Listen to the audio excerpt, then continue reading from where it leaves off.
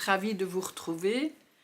Donc je vais vous présenter aujourd'hui un des 4 trésors des lettrés, l'encre. Donc voici l'idéogramme que je tire d'un très beau livre que je vous recommande d'avoir. C'est Le Trésor des lettrés, écrit par Lucien Polastro aux éditions Imprimerie Nationale.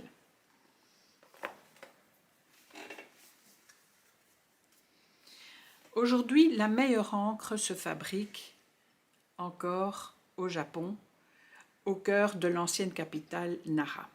Les procédés diffèrent assez peu des méthodes chinoises et permettent d'obtenir des nuances de noir allant du pourpre ou du bistre aux nuances bleutées. La gélatine animale qui entre dans la composition se nomme Nigawa. Une série d'additifs permet d'accroître la différence entre les qualités. Seuls les bâtons d'encre de plus de 3 ans trouvent grâce aux yeux des connaisseurs. Je vais vous montrer une photo de ces bâtons d'encre. Voici, si vous voyez bien tous les bâtons bien décorés. Et là, c'est le moule dont on sort les petits bâtons, dont par exemple mon bâton à encre que voici.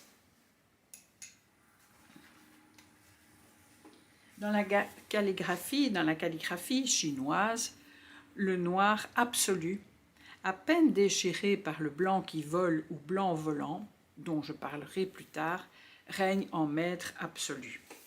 Voici un exemple de blanc volant dans une calligraphie que j'ai réalisée, qui représente le cœur. On voit très bien ces parties blanches qui apparaissent dans le trait qui a été réalisé d'une seule traite.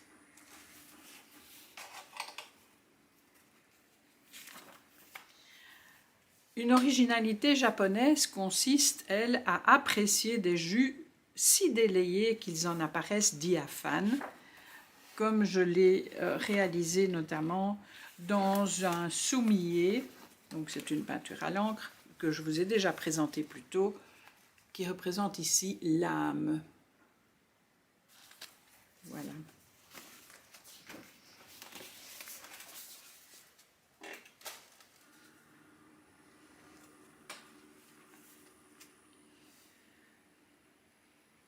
À Nara, il y a encore 2 entreprises de réputation nationale.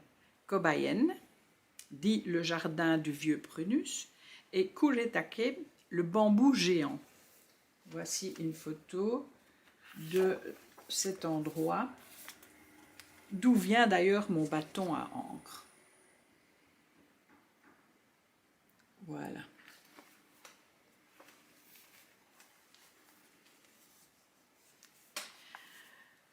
Cette dernière, donc l'entreprise Kuretake, s'est modernisée dans les années 70 en mettant au point la collecte du noir de fumée par des procédés remontant au XIe siècle et aujourd'hui, malheureusement mis à mal à cause de la raréfaction du débouché de la calligraphie artistique.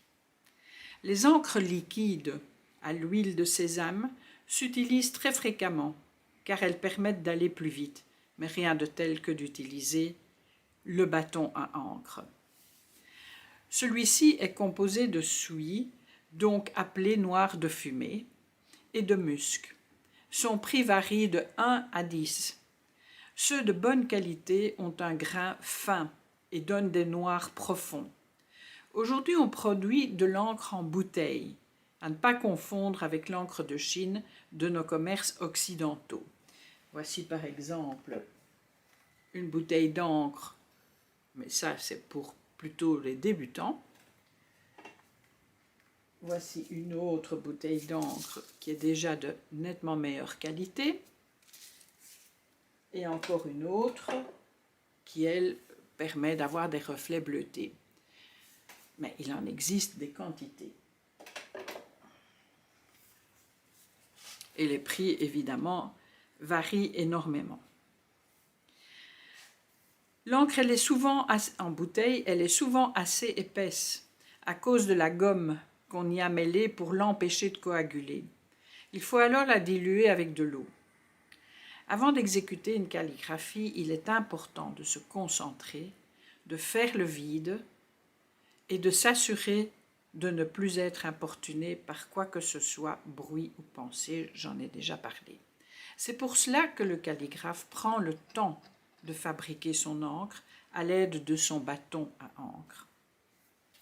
Je ferai des démonstrations dans des vidéos ultérieures. Le blanc volant donne de l'âme au trait. Le pinceau ne doit pas être gorgé d'encre. Il doit être imbibé, mais pas trop humide, ce qui permet d'avoir des parties blanches dans le trait. Voilà. La prochaine fois, je vous parlerai de l'encrier. À bientôt. Portez-vous bien.